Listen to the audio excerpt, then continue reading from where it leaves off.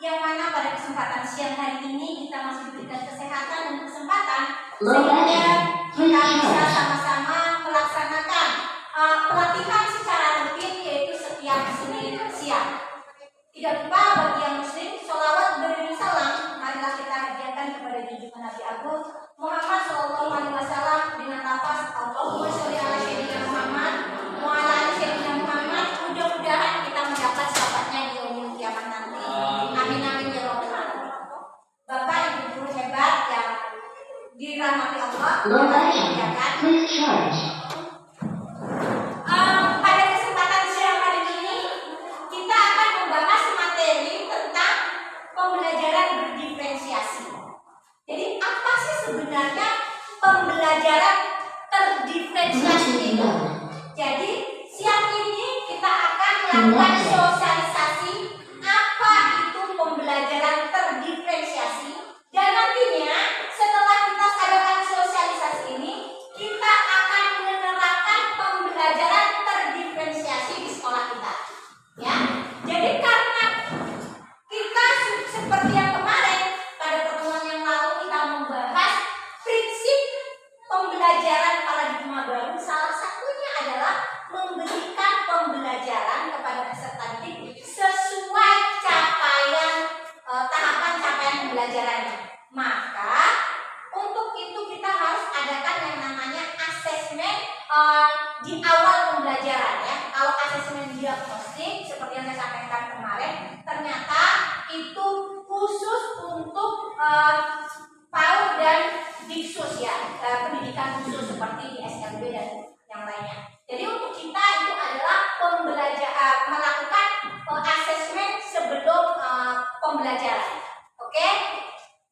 Jadi sebelum mulai kita ke materi, kita pantun terlebih dahulu. Jalan-jalan ke Pekanbaru, kotanya elok dan sanggup.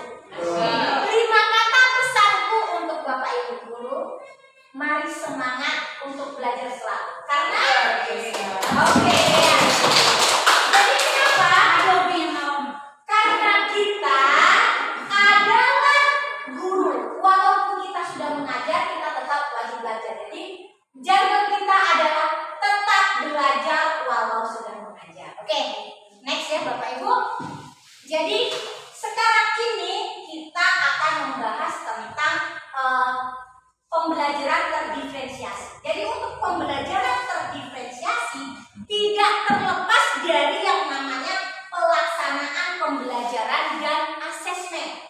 Karena untuk memulai melakukan pembelajaran terdiferensiasi, kita harus tadi seperti yang saya sampaikan melakukan asesmen sebelum pembelajaran. Ya, jadi kurikulum Merdeka sudah menekankan pentingnya keterpaduan antara proses pembelajaran dengan asesmen, terkhusus asesmen awal pembelajaran dan asesmen formatif. Karena kita tahu di sebenarnya asesmen itu ada 3, asesmen awal pembelajaran, ada asesmen untuk pembelajaran, dan asesmen sumatif, ada formatif, sumatif, dan yang awal pembelajaran.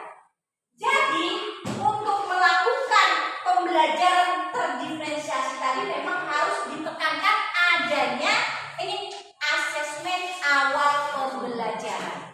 Oke ya Bapak Ibu.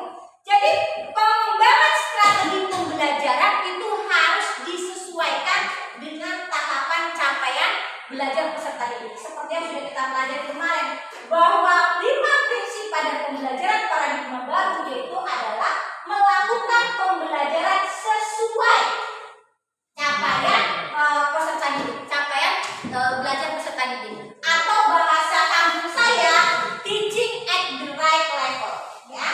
Jadi asesmennya apa? Pembelajaran itu dilakukan sesuai tingkat capaian peserta didik. Itu dia. Gimana kita bisa melakukan pembelajaran sesuai capaian peserta didik? Harus diawali dengan yang namanya asesmen awal pembelajaran ya.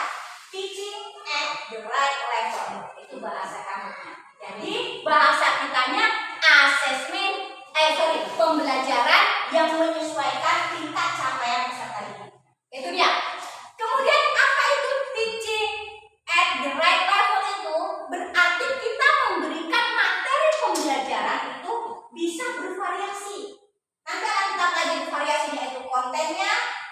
variasi metodenya, ada variasi pembelajarannya, ada prosesnya ya. Jadi teaching at the right level tadi itu adalah materi pembelajaran dapat disesuaikan dengan pemahaman dari peserta didik kita sesuai capaian tingkatannya. Jadi kita mengenal nanti ada siswa yang perlu masih perlu bantuan, ada siswa yang sudah mahir, ada siswa yang sangat mahir. Jadi kita akan mengelompokkan mereka. Pengelompokan ini bukan berarti untuk memisahkan mereka atau untuk mendiskriminasikan, tapi bisa jadi pengelompokan ini berdasarkan minat belajarnya. Mungkin untuk kelompok pelajaran matematika akan berbeda dengan kelompok di pelajaran bahasa Indonesia. Jadi seperti itu ya. Pengelompokan ini bukan mendiskriminasi, tapi kita lihat pengelompokannya itu untuk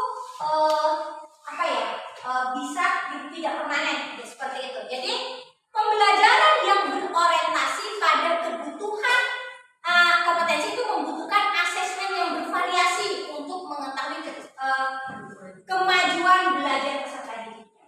Jadi kita memang harus bisa merancang asesmennya, asesmen sumatifnya itu kita sesuaikan dengan kemampuan siswanya. Jadi seperti itu ya. Oke, jadi ini prinsip pembelajaran dan asesmen. Yang pertama, pembelajaran dirancang dengan mempertimbangkan tingkat capaian peserta didik saat ini. Kita lihat kesesuaian kebutuhan belajarnya. Kalau siswa yang memiliki perlu penanganan khusus, di mana kebutuhannya? Apa yang perlu kita lakukan? Kalau dia di sini dia akan mencerminkan karakter dan perkembangan mereka. Kemudian pembelajaran nanti dirancang dan dilaksanakan untuk membangun kapasitas belajar peserta didik untuk menjadi pembelajar sepanjang hayat. Kemudian kegiatan belajar mendukung perkembangan kognitif dan karakter peserta didik secara berkelanjutan dan holistik. Jadi tetap walaupun kita mengelompokkan mereka, tapi jangan sampai pengelompokan ini malah terkesan kamu siswa pintar, kamu siswa bodoh, dan seperti itu. Jadi malah timbul di mereka itu merasa terdiskriminasi. Kita kelompokkan mereka, ternyata mereka merasa saya dianggap bodoh sama itu. Harus kita pandai mensiasatinya. Makanya nanti ada tahapan-tahapan pelaksanaan pembelajaran terdiferensiasi. Karena kalau kita yang masih tahap awal seperti ini, kita tidak bisa langsung serta-merta melaksanakan itu. Harus ada tahapan-tahapannya. Karena kalau tidak nanti yang dikhawatirkan malah pendiskriminasian itu yang akan lebih ketara, akan lebih kelihatan seperti itu ya. Jadi pembelajaran harus berorientasi pada masa depan yang berkelanjutan. Oke. Jadi siklus perencanaan dan pelaksanaan pembelajaran dan asesmen itu merupakan sebuah siklus. Jadi yang namanya siklus itu pastinya berulang, muter. Siklus itu suatu sistem rangkaian. Jikalau ada salah satu saja yang tidak berfungsi, maka sistem itu akan rusak. Gimana kita mulainya? Misalnya kalau kita mulai mau dari melaksanakan asesmen di akhir pembelajaran, ini sudah akhirnya ya. Tapi nanti kalau di sistem ini kita tidak mengenal awal dan akhirnya, tapi kita lihat masuknya dari mana. Kalau kita mulai dari menyusun modul ajar, berarti kita masuk ke sini. Di sana kita merancang modul ajar untuk pembelajaran. Materi kemarin ya, membuat modul ajar. Jadi kita merancang modul ajar, di sana sudah kita tetapkan tujuan pembelajarannya apa. Langkah-langkah pembelajaran kita seperti apa? Di sana ada asesmen pembelajaran. Di situ Bapak Ibu bisa sebelum menyusun modul ajar tadi melakukan yang namanya asesmen awal pembelajaran. Kita lihat bagaimana kira-kira kesiapan peserta didik untuk mengikuti pembelajaran kita. Nah, baru kita lakukan di sana. Jadi kita tahu capaian peserta didik saya seperti ini. Mayoritas mereka tingkat capaiannya di tingkat mana? Bagaimana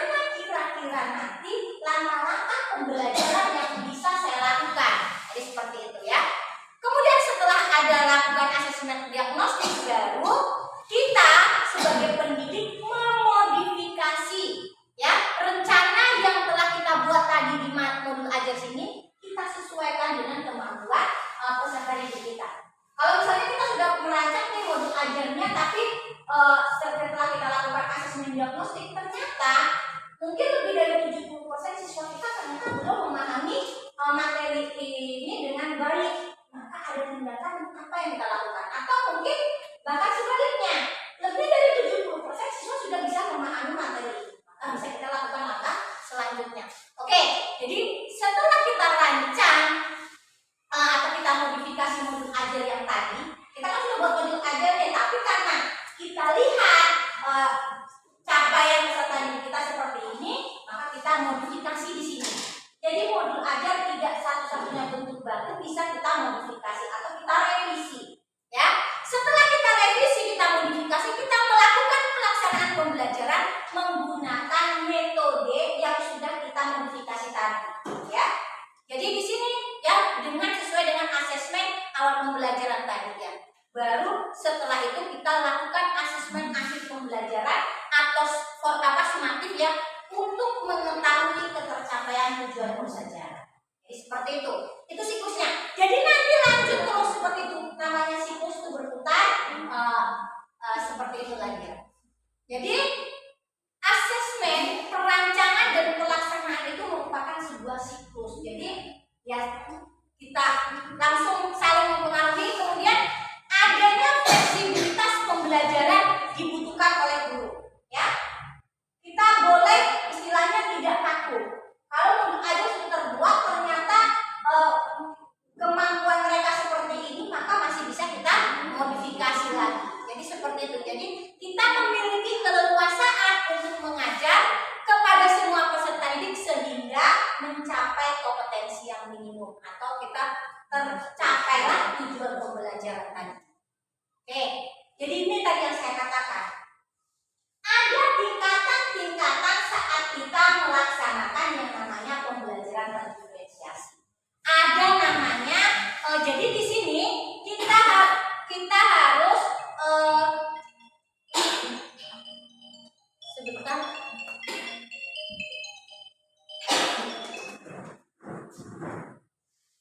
Halo Minggu.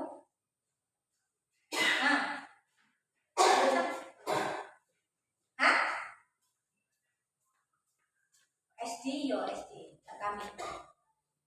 Tahapan pada kita melaksanakan yang namanya pembelajaran terdiferensiasi. Yang pertama tahap awal. Kita ini masih tahap awal karena kita masih baru mau menerapkan yang namanya pembelajaran terdiferensiasi. Bagaimana posisi atau kondisi sekolah yang masih melaksanakan pembelajaran terdiferensiasi di tahap awal? Guru sudah melakukan asesmen pada awal pembelajaran, namun tidak digunakan untuk merancang pembelajaran. Kita harus sudah membiasakan melakukan yang namanya asesmen awal pembelajaran. Namun hasil asesmen tersebut belum langsung kita modifikasikan untuk melakukan proses pembelajaran. Maksud artinya asesmen dilakukan, tapi pelaksanaan pembelajaran yang terdiferensiasi belum. Oke, gimana? Apa gunanya asesmen tadi? Asesmen tadi berfungsi untuk mendapatkan umpan balik siswa. Jadi, asesmen yang kita lakukan sebelum pelaksanaan pembelajaran tadi, siswa tahu, oh ternyata kemampuan kita baru segini ya. Jadi nanti bisa diperbaiki dengan seperti ini. Nah, seperti itu. Jadi tadi guru sudah mulai memperhatikan kesesuaian antara asesmen dengan tujuan pembelajaran. Kalau tadi misalnya hasil capaian peserta didik kita masih di tingkatnya masih perlu penanganan khusus, maka atau masih capaiannya masih rendah, kita tidak harus memaksakan. Kalau ada 5 tujuan pembelajaran, mungkin 3 saja sudah kita terapkan di sana lah. Kita perhatikan arahnya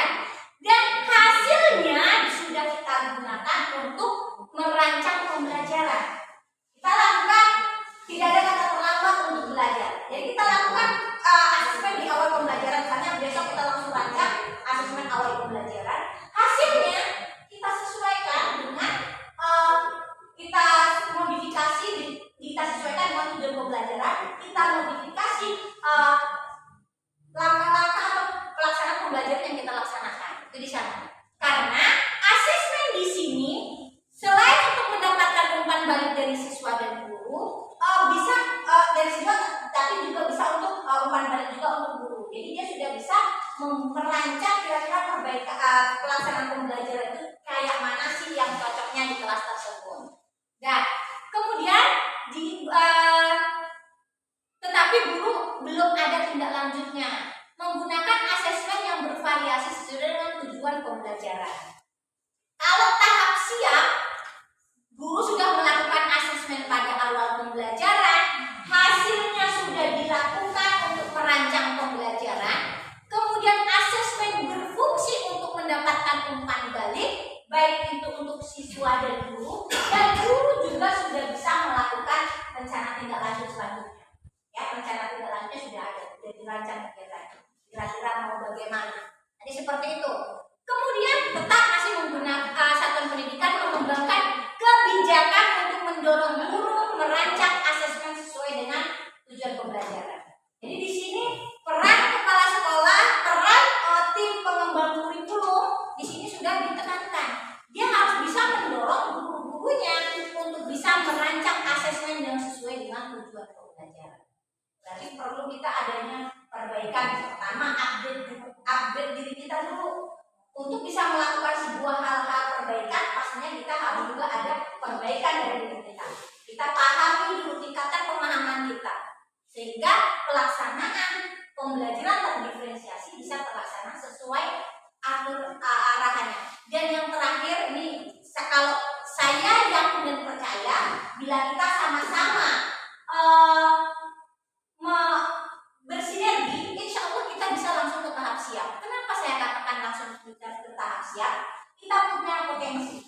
Kita guru-guru yang masih muda-muda, energik, penguasaan pembelajaran, melakukan perbaikan pembelajaran bisa dilakukan dengan maksimal. Jadi apa yang mau kita lakukan, insya Allah asal ada niat dari kita untuk memperbaiki proses pembelajaran, mudah-mudahan itu akan mudah terlaksana. Tapi kalau tahap mahir memang bukan mematahkan semangat, saya belum yakin kita sampai ke tahap. Untuk saat ini belum sampai ke sana, tapi saya yakin dan percaya kita akan sampai ke tahap mahir. Bagaimana sih di tahap mahir? Guru mampu melakukan asesmen pada awal pembelajaran. Hasilnya digunakan untuk perancang pembelajaran. Guru mampu melakukan penyesuaian sepanjang proses pembelajaran sehingga semua siswa dapat mencapai tujuan pembelajaran yang dirancang tadi. Dan guru sudah menggunakan hasil asesmen untuk mengidentifikasi kebutuhan siswa sehingga dapat mengajar di level yang sesuai. Jadi nanti kalau sudah di tahap mahir, sekolah itu sudah di dalam pembelajarannya itu memang sudah kelihatan kelompok mana dan apa saja yang dilakukan di kelompoknya, dan bahkan nanti guru bisa saja mengajar di dalam kelas itu tidak hanya satu orang, tapi dia juga punya asisten, bisa berkolaborasi. Jadi seperti itu pembelajaran terdiferensiasi. Karena untuk bisa betul-betul melaksanakan pembelajaran terdiferensiasi memang kita tidak bisa sendirian, ya. Pasti kita harus punya butuh yang namanya teman diskusi atau bahasanya asisten kalau di sini. Jadi seperti itu. Oke, kita lanjutkan. Oke, silakan. Asesmen yang di awal minggu itu terjadwal enggak? Ini? Iya. Tidak. Nanti akan kita bahas di mana sih kita melakukan asesmen awal pembelajaran. Jadi itu untuk asesmen awal pembelajaran biasanya kita lakukan di awal tahun ajaran baru. Kemarin sudah kita sampaikan di awal minggu materi, sebelum kita menyusun sebuah modul ajar. Kemarin cuma sedikit bahasa yang mungkin perlu saya ralat. Kemarin saya sampaikan itu asesmen diagnostik.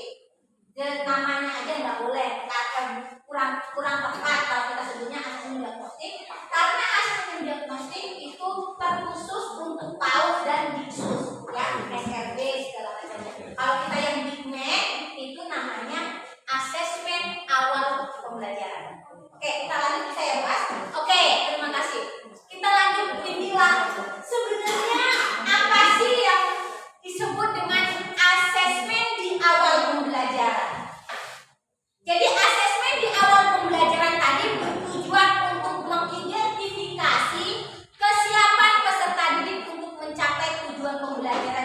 ditargetkan. Ya, asesmen di awal pembelajaran itu adalah asesmen yang sengaja kita rancang untuk mengidentifikasi kesiapan peserta didik untuk mencapai tujuan pembelajaran yang ditargetkan. Jadi hasilnya nanti akan digunakan oleh pendidik atau Bapak Ibu sebagai rujukan dalam merancang pembelajaran.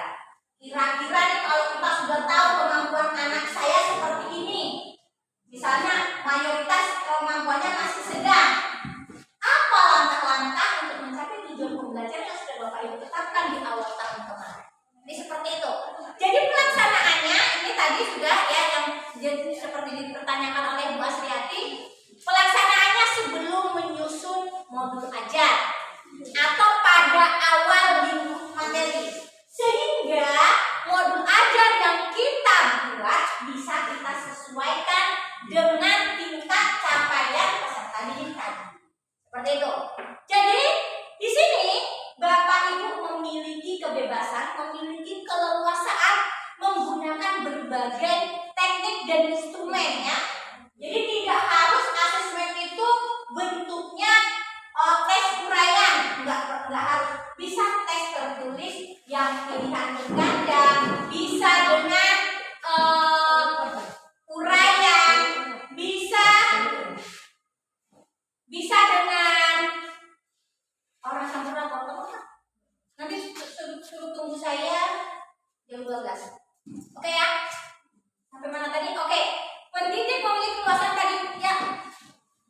Boleh tadi dengan tesnya ya, menggunakan tes boleh ya. Tesnya bisa tertulis, bisa lisan. Tertulisnya bisa pilihan ganda, bisa esai.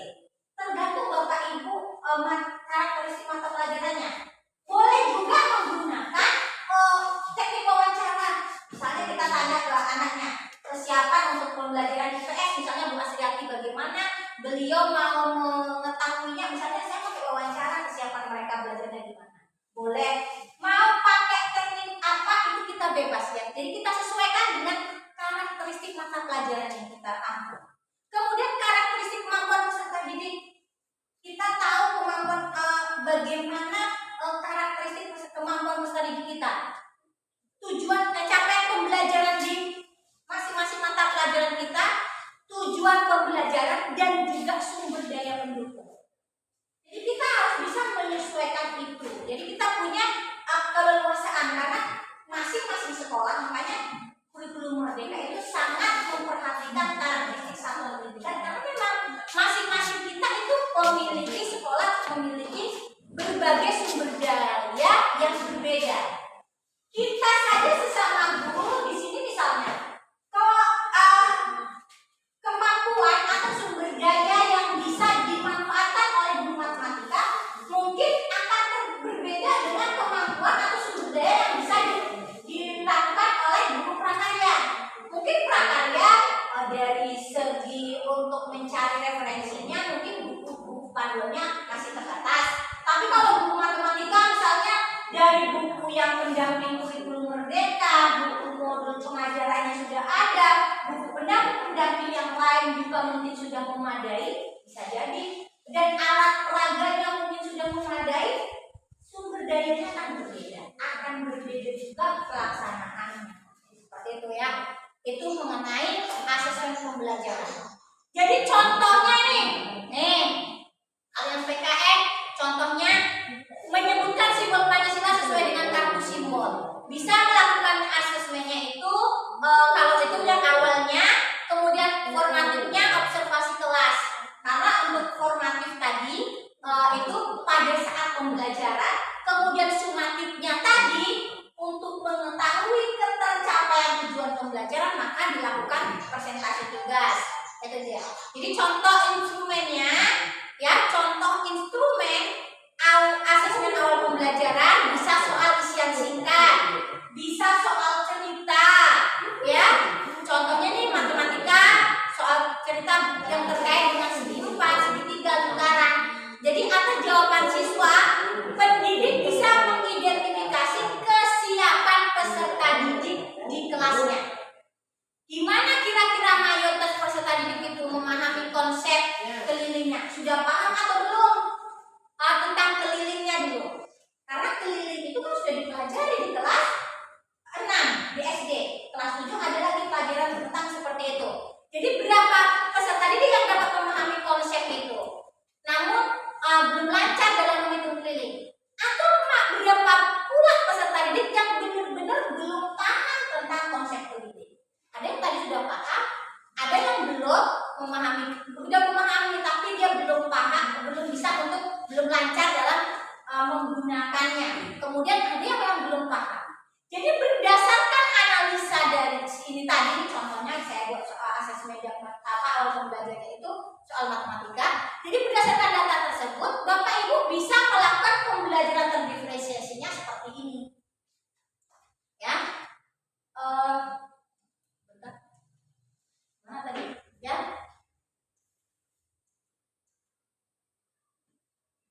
Nah, contohnya ini bukan. Mana tadi ya? Oke, di sini ya. Jadi karena tadi mayoritas peserta didik telah memahami konsep keliling dan dapat menghitung keliling bangun datar, maka proses pembelajaran terdiferensiasinya bisa dilakukan ini peserta yang mayoritas tadi sudah bisa, mereka mengerjakan soal lebih banyak dan menantang yang menggunakan atau mengaplikasikan konsep keliling dalam kehidupan sehari-hari. Jadi peserta didik bekerja secara mandiri, saling memeriksa pekerjaan masing-masing. Itu kalau yang sudah paham konsepnya, mahir menggunakannya. Artinya mungkin kalau dilihat dari hasil asesmen awalnya mungkin dia 80 ke atas, itu ya. Jadi kalau ini untuk peserta didik yang sudah memahami konsep namun belum mahir menggunakannya atau memang belum paham tentang konsep keliling, maka bisa Bapak Ibu gabungkan keduanya. Langkah pembelajarannya untuk dua kelompok ini. Jadi peserta didik pendidik menjelaskan cara menghitung keliling bangun datar, menurunkan rumus keliling bangun datarnya, cara bagaimana.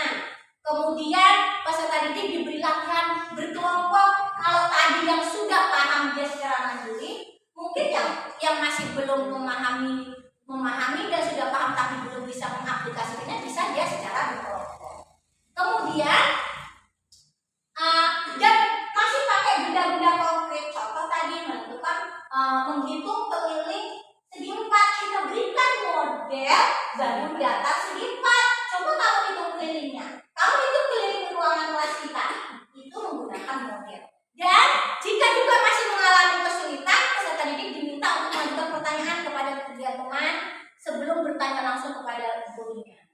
Jadi kalau sudah kita membiasakan mereka saling bertanya sesama temannya, tapi di antara mereka tidak ada jawab. Kenapa kita arahkan ke sana? Karena biasanya kalau kita bertanya dengan teman sejawat, jawaban itu akan bahasanya lebih mengena, ya. Kalau bahasa kita kan mungkin bahasa konsep, tapi kalau bahasa sesama mereka itu bahasanya memang sesuai tingkatan mereka juga, jadi akan lebih mudah memahami. Contoh nih, Bapak Ibu, misalnya kalau mungkin bertanya ke saya atau bertanya ke pemateri nanti yang lainnya, mungkin ada rasa canggung, ada rasa segan, ada apa kan kurang tersampaikan. Tapi kalau kita menggunakan bahasa yang sehari-hari yang lebih mudah dipahami, jadi seperti itu, pakai bahasa mereka sendiri. Kemudian tadi itu ya, kemudian kita tadi kali sampai ke panggilan itu. Oke, kita masuk ke sini tadi. Nih tadi ya. Jadi kalau menurut Ki Hajar Dewantara seperti yang sudah disampaikan, bahwa pendidikan itu bertujuan untuk menolong anak agar bisa tumbuh sesuai dengan kodratnya. Jadi kita hanya bisa menuntut mereka sesuai kodratnya, menuntut mereka sesuai kemampuan mereka. Siswa itu unik, tidak ada satupun di antara mereka yang artinya tidak mampu semuanya. Mungkin si anak, karena tadi saya katakan unik, si anak A misalnya, dia tidak paham di sini, tapi dia punya kelebihan di sana. Pasti seperti itu. Makanya kita sebagai pendidik harus bisa lebih menggali potensi mereka. Bukan kita harus mengikutkan gaya belajar mereka, mengikutkan gaya belajar kita, tapi kita harus bisa menuntut mereka belajar sesuai gaya belajar mereka. Jadi seperti itu. Itulah dasar atau dari kita melakukan pelaksanaan pembelajaran terdiferensiasi. Jadi untuk pelaksanaan pembelajaran terdiferensiasi bisa kita lakukan dengan 4 langkah. Ada yang terdiferensiasinya kontennya atau isi materinya saja. Ada yang hanya proses pembelajarannya saja. Ada hanya produknya saja, dan ada kita menyesuaikan dengan produknya saja yang lingkungan belajar. Jadi, apakah kalau kita hanya melaksanakan pembelajaran terdiferensiasi konten itu sudah dikatakan pembelajaran terdiferensiasi? Iya. Kalau dua-duanya boleh, ketiganya boleh banget. Tapi dalam tahap awal mungkin Bapak Ibu bisa melakukan pembelajaran terdiferensiasinya untuk yang kontennya. Nanti kita bagaimana yang untuk kontennya nanti kita lihat di sana. Nih, kalau contoh pembelajaran yang terdiferensiasi itu adalah berdasarkan kontennya, maka ini salah satu contohnya nih. Contohnya kita membuat peserta didik yang masih memerlukan bimbingan untuk mempelajari 3 materi terpenting terkait materi. Bagi siswa yang cukup mahir dapat mempelajari keseluruhan materi. Dan bagi peserta didik yang sudah sangat mahir dapat kita berikan pengajaran. Itu kalau yang paling bisa kita lakukan itu kan misalnya nih kita punya tujuan pembelajaran ada 5, misalnya 1 semester atau 1 lingkup materi ada 5. Untuk siswa atau yang peserta didik yang memerlukan bimbingan kita cukup 3 saja tujuan pembelajaran tercapai oleh dia, oke lah. Artinya gini, kalau misalnya saat kita melakukan asesmen formatif kelimanya tidak tercapai dia, oke nggak apa-apa. Karena memang kita tak tahu siswa yang memang perlu bimbingan itu memang minimal 3 bisa kita apakan. Kemudian siswa yang sudah mahir berarti kelimanya harus bisa tercapainya. Dan siswa yang sangat mahir nanti bisa kita berikan yang namanya bimbingan. Jadi kalau siswa yang masih perlu bimbingan mungkin kita kasih 3, cukup menguasai 3 tujuan pembelajaran, tapi tetap kita berikan bantuan supaya dia bisa mengikuti pembelajaran selanjutnya. Kemudian kalau kita yang mau kita diferensiasi itu prosesnya atau cara kita mengajar itu boleh. Gimana? Ini contohnya. Kalau kita ingin mendiferensiasi prosesnya, maka proses pembelajaran yang kita lakukan itu berdasarkan kesiapan siswa.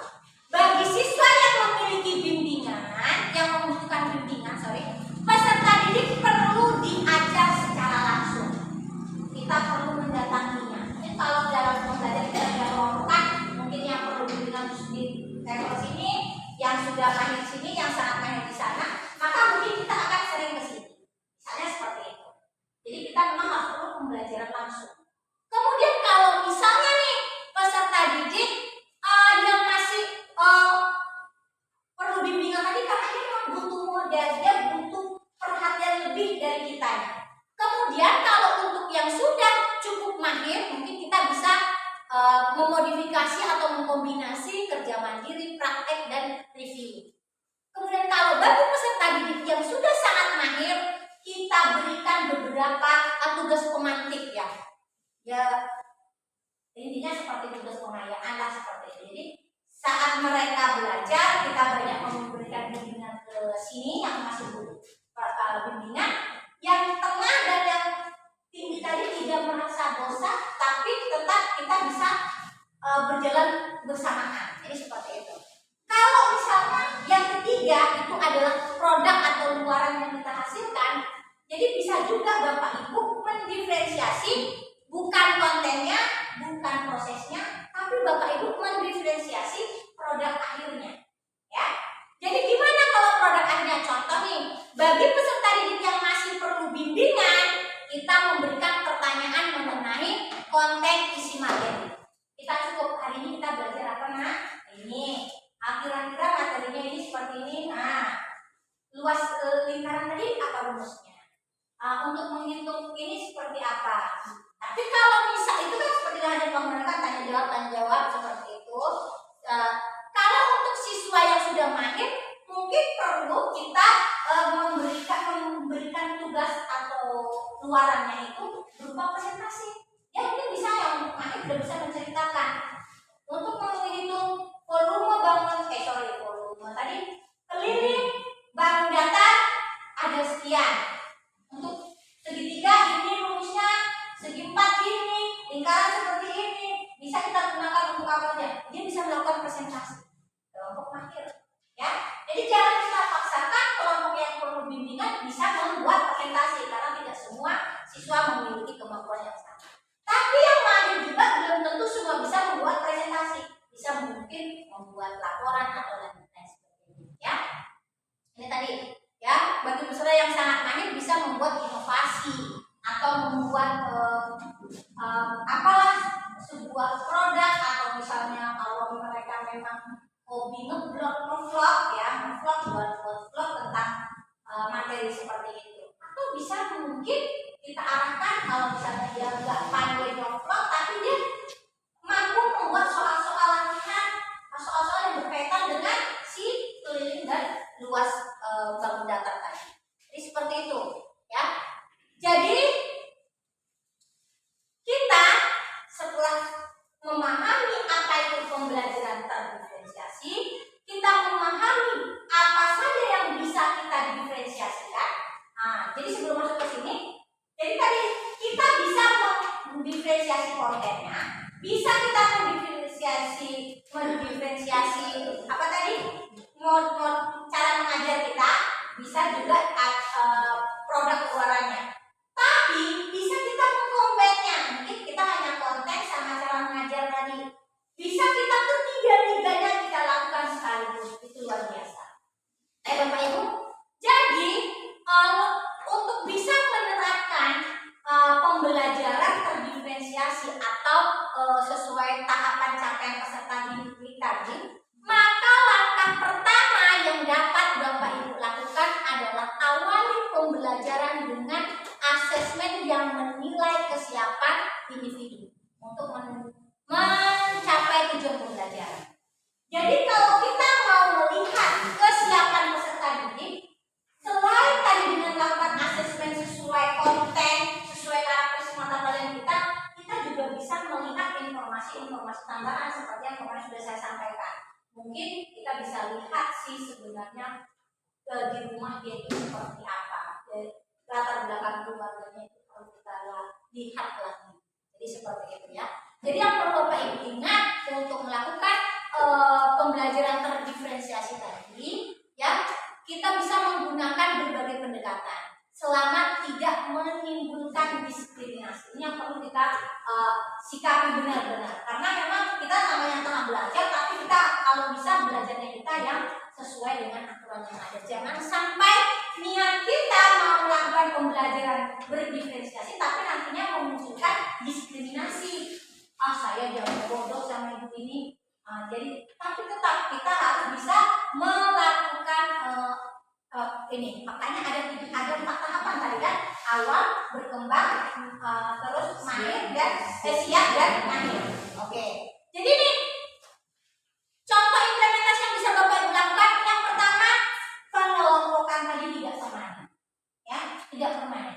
Bisa saja kelompok untuk yang tadi masih perlu bimbingan itu di matematika beda dengan yang di bahasa Indonesia, di pelajaran lain, tidak sama. Atau misalnya pada semester ini sebenarnya mungkin pas kita melakukan asesmen di awal tadi mungkin dia memang tidak ada kesiapan belajarnya, memang tidak ada, tapi mungkin setelah kita lakukan bantuan kita berikan, ternyata mungkin dia sudah bergeser kelompok. Bisa saja. Jadi tidak permanen, ya, tidak sepanjang semester atau sepanjang tahun.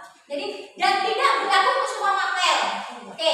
Yang kedua, pengelompokan dapat sedapat mungkin tidak memisahkan siswa di ruangan berbeda, ya. Tidak harus berbaris seperti ini juga tidak. Tapi mungkin untuk memudahkan Bapak Ibu bergeraknya, bolehlah seperti ini misalnya dikelompokkan. Tapi kalau memang bisa, ya setidaknya entah kalau memang apa kita yang ada beberapa, karena tadi kalau untuk yang perlu diinginkan perlu kita adanya kelompok ya, belajarnya pun dalam bentuk kelompok seperti itu. Kemudian memberikan siswa kesempatan belajar dari temannya, itu kata kuncinya ya. Jadi kita coba berikan mereka kesempatan untuk saling bertanya dulu dengan sama temannya. Tadi sudah dikatakan bahwa boleh bertanya kepada pendidik setelah bertanya ke 3 teman. Jadi kalau sudah biasakan kita seperti itu, nanti mereka akan terbiasa siswa untuk belajar. Jadi kita memang sebagai guru sudah tidak lagi sistem seperti kita ceramah ini hari itu tidak perlu. Nah, jadi seperti itu. Jadi mereka harus lebih belajar mandiri, ya. Memberikan waktu belajar untuk siswa yang kesulitan belajar berdasarkan kesepakatan dengan orang tua.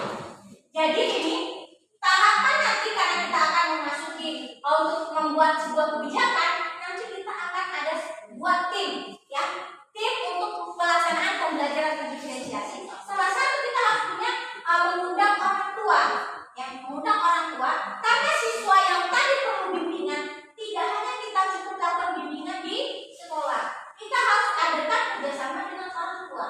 Mereka harus tahu kondisi atau capaian pembelajaran anak mereka. Jadi supaya kita lakukan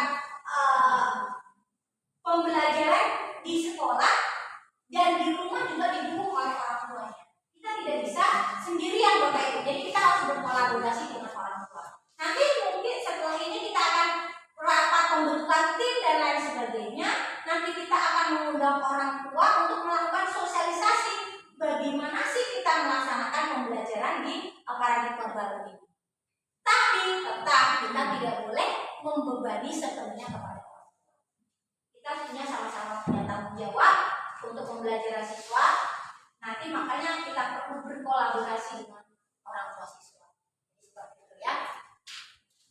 Jadi bagi sebagian pendidik mungkin melakukan pembelajaran terdiferensiasi bukanlah hal yang sederhana, ya. Apalagi kita yang mungkin baru tahu nih pembelajaran terdiferensiasi seperti ini, bagaimana sih sebenarnya apa yang mau didiferensiasikan? Kan kemarin bertanya-tanya apakah kita harus membuat kelas unggul, kelas sedang? Nah, tidak harus. Jadi kita sudah sampaikan tadi, tidak harus kita buat pembedaan, pemisahan ruangan. Nah, jadi seperti itu. Dan tidak ada pengelompokan. Jadi keterbatasan waktu mungkin untuk merancang pembelajaran yang berbeda-beda. Makanya karena kita mungkin di tahap-tahap awal ini mungkin tidak semua 3 model yang bisa kita lakukan untuk berdiferensiasinya, bisa mungkin di kontennya saja, mungkin bisa pada metodenya saja, atau mungkin produknya saja yang kita diferensiasi. Kemudian strategi yang dilakukan untuk mempelajari suatu mata pelajaran berdasarkan kebutuhan peserta didik itu mungkin akan agak sedikit sulit kita memahami. Jadi itulah makanya perlu kita belajar, tetap update dulu. Jadi sekarang ini banyak sekali pelatihan-pelatihan yang bisa kita ikuti, bisa banyak sekali webinar-webinar yang bisa Bapak Ibu manfaatkan, webinar yang gratis dan yang sekarang memang di kementerian itu lagi gencar-gencarnya yang namanya pembelajaran terdiferensiasi. Jadi seperti itu. Oke, kemudian kesulitan untuk mengelompokkan peserta didik berdasarkan kesiapannya. Jadi kadang-kadang kita menilai si anak ini perlu pembimbingan, mana yang sudah mahir, mana yang sangat mahir, itu terkadang kita mungkin salah sangka. Bisa saja sebenarnya anak ini sebenarnya kategori mahir, tapi karena dia malas, jadi dia mungkin tidak pergi. Kita menganggapnya selama ini kategori yang perlu bimbingan. Jadi mungkin dengan adanya bimbingan kita, tadinya dia malas, dia bisa jadi tidak malas lagi. Jadi seperti itu. Jadi penting perlu kita perhatikan dalam melakukan pembelajaran terdiferensiasi menurut kesiapan peserta didik tersebut, bahwa pengelompokan peserta didik berdasarkan capaian hasil asesmen. Ya, jadi kita tidak perlu mengelompokkan mana siswa pintar dan tidak, supaya tidak terjadi yang namanya tadi diskriminasi. Oke. Cara menghindari dampak diskriminatif. Jadi ini memang kalau pembelajaran terdiferensiasi salah kita melanggar,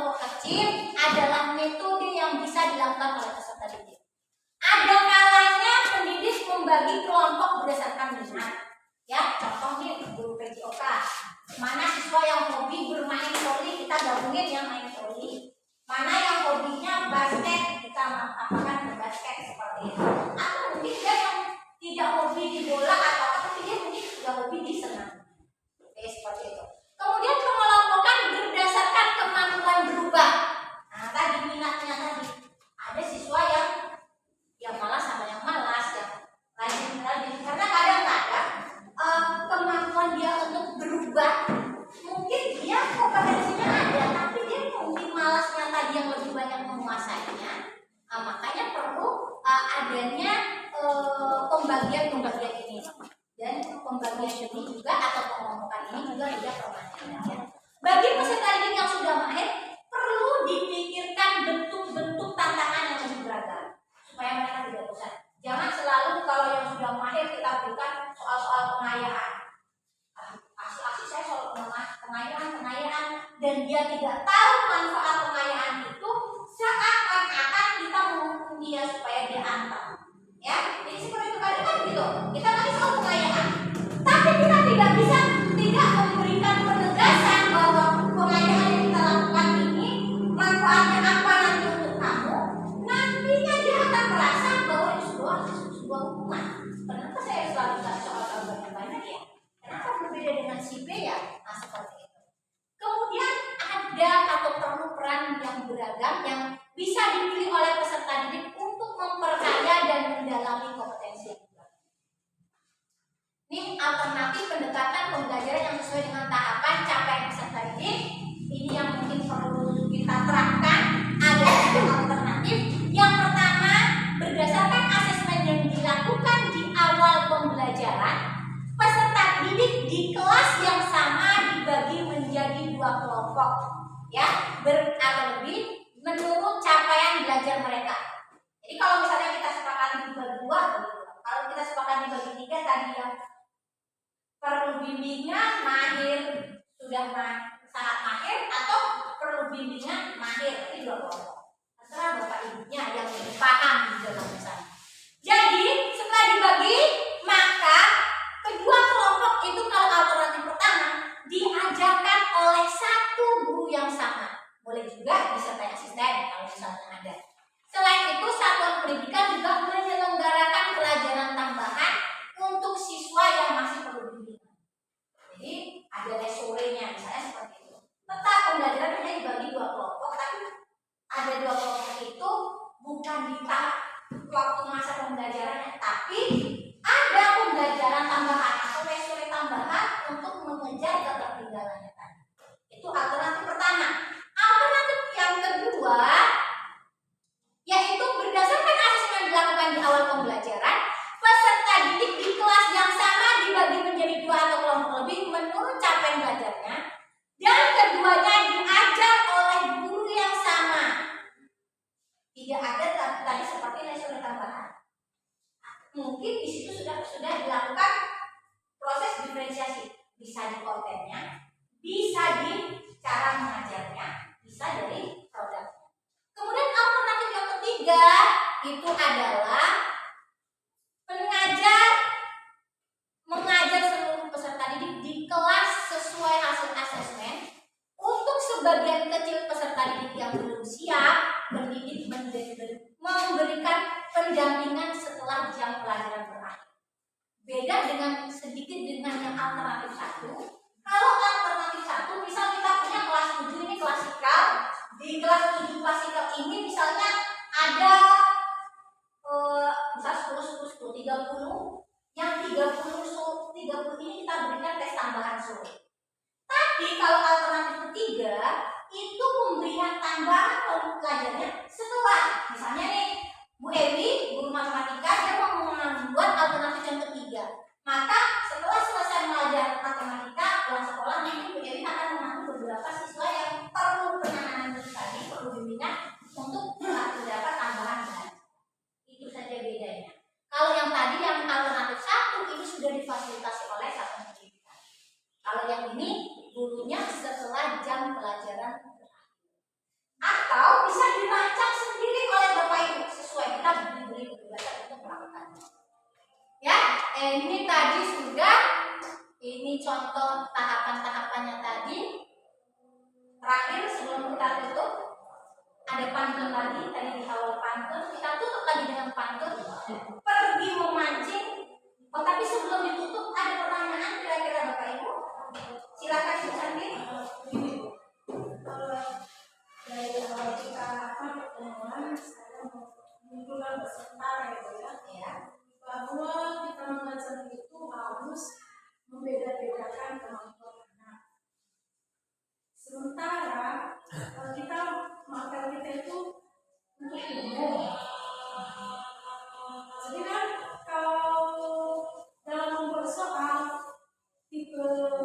sedang sulit, begitu ya Bu ya. Untuk anak yang kurang mampu ini, yang mudah pun menurut kita sulit juga buat dia. Gimana mengatasinya? Oke, baik, terima kasih Ibu Santi. Jadi seperti ini. Jadi mungkin yang menjadi target ujian pertanyaan itu kan hasil asesmen sumatifnya kan pastinya rendah. Jadi seperti ini. Untuk penilaian itu kan atau asesmen itu ada namanya asesmen formatif dan asesmen sumatif. Ada asesmen saat pembelajaran, ya, dan untuk pembelajaran dan akhir pembelajaran, ya, ask, for, dan do, ya. Nah, itu kalau bahasanya. Jadi kalau kantin itulah tadi adanya kalau di kurikulum kemarin itu namanya penilaian otentik. Jadi kita saat pelaksanaan pembelajaran nilai siswa itu tidak hanya tergantung di nilai sumatif saja, tapi makanya di kurikulum kita untuk tujuan pembelajaran melihatnya kita pertimbangkan nilai dari formatif, asesmen formatif dan sumatif. Karena biasanya yang sering terluka siswa pada saat pembelajaran bisa tinggi, tapi time di dia sumatifnya mungkin rendah nilainya. Maka disitulah poin kita untuk bisa melihatnya. Dan kemudian tadi kalau misalnya siswa yang mohon maaf kalau kita masuk ke konten tadi kan sudah disampaikan bahwa untuk siswa yang memiliki dalam tahapan apa tadi perlu bimbingan khusus dia kan tidak harus mencapai 5. Kalau kita punya 5 tujuan pembelajaran tidak harus kelimanya dicapai, cukup 3. Jadi andai kata misalnya nih yang main soal kita kategorikan kelas 100 berarti 3/5 dikali 10 kan nilai 6 sudah cukup dia puasa. Ini kan materinya, saya ini di 9A. Materi ini kita kan juga action in progress gitu ya, sedang berlangsung. Lalu sudah 3 kali pertemuan. Pertemuan saya kasih soal dulu ya. Lalu sebelumnya latihan. Lalu yang akhirnya terakhir saya menganggap ini saya mengambil nilai. Kita terangkan lagi nih beberapa. Ingat ya Kak ya, yang merasa nggak masuk, ini tidak masuk. Nanti lalu kerja, ini tidak masuk, jangan masuk ya. Yang ini nggak masuk. Oke, dikerjakan, kumpul. Lalu kekecewaan yang muncul, ranking pertama sampai terakhir sama saja. Itulah yang terjadi. Sementara kan memang 5 pencapaian satu kegiatannya sudah memadai gitu kan. Jadi kalau yang saya alami 1 minggu ini, tidak ada yang tercapai. Oke, jadi gini, namanya sebuah proses mungkin gini, tapi kalau yang saya lihat nih ada perbaikan mungkin teknik pembelajaran yang mungkin perlu kita perbaiki atau mungkin pendekatan yang kita lakukan mungkin kurang mengenai. Kita sesuaikan dengan karakteristik siswa kita. Mungkin dengan cara kita menyampaikannya mungkin anak belum paham. Sebenarnya dari yang disampaikan ini nggak masuk. Jadi juga bisa jadi kan miskomunikasi atau miskonsep jadi. Dan mudah-mudahan bisa kita memperbaiki. Kita sama-sama belajar, siswanya belajar, kita juga harus belajar bagaimana sih triknya kita supaya apa yang kita sampaikan bisa menarik dia. Karena mungkin goalnya tadi nggak kena itu maunya kita seperti ini, siswanya nggak nyambung. Itu bukan kita. Oke, baik Bapak Ibu, ada lagi? Dia silakan Bu Santi karena dia bahasa sastra Bu. Sulit. Kami aja yang bahasa sini, rasanya menyampaikan tujuan pembelajaran ini sudah sangat jelas. Tapi saya menyimpulkan anak-anak ini terlalu fokus ke sini dia. Jadi pikirnya dalam belajar itu tak ada ke kita. Nah, jadi mungkin ini saran aja. Kalau gimana kalau kita larang? Karena dia curi waktu tuh Bu. Kalau sudah kita lengah, ini. Nah, jadi ini apa kesimpulan saya?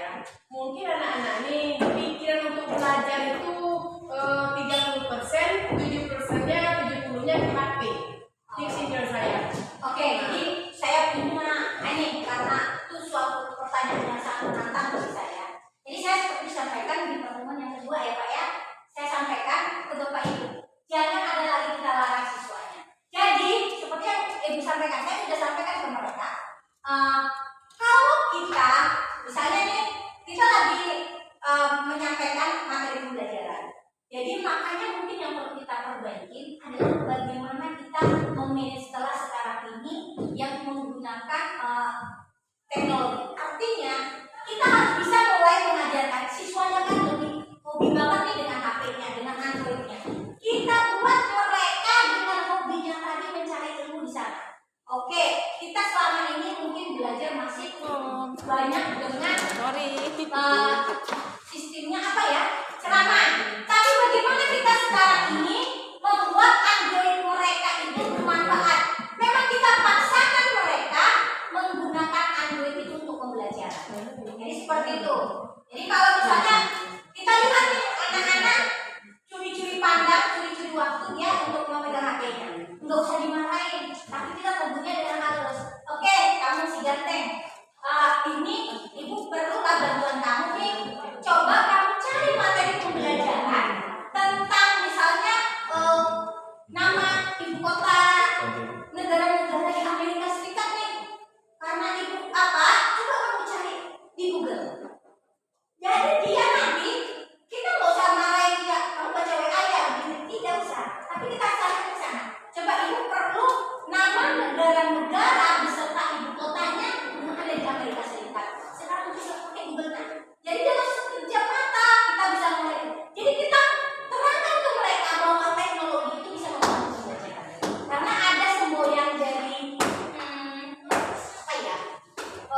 Pokoknya apa itu? Bahwa teknologi tidak akan bisa menggantikan guru, tapi di tangan guru hebat teknologi bisa membuat transformasi. Jadi kita harus tanamkan ke mereka.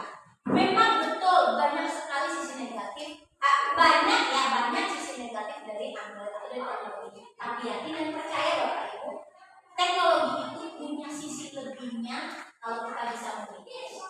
Oke, itu saya yakin dan percaya kita harus pandai mengkonsepnya. Nanti kita setelah break siang ini karena udah waktu juga udah hampir setengah satu, kita luar biasa banget serius. Jadi kita mungkin tutup pertemuan ini sebentar.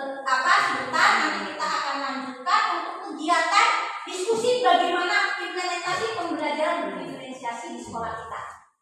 Programnya gimana nanti kita akan bahas setelah isoma. Jadi sebelum saya tutup dengan pantun. Pergi memancing saat fajar, pulang sore membawa ikan. Pendidik yang selalu semangat belajar, insya Allah pembelajaran berdiferensiasi mampu dilaksanakan. Mantap.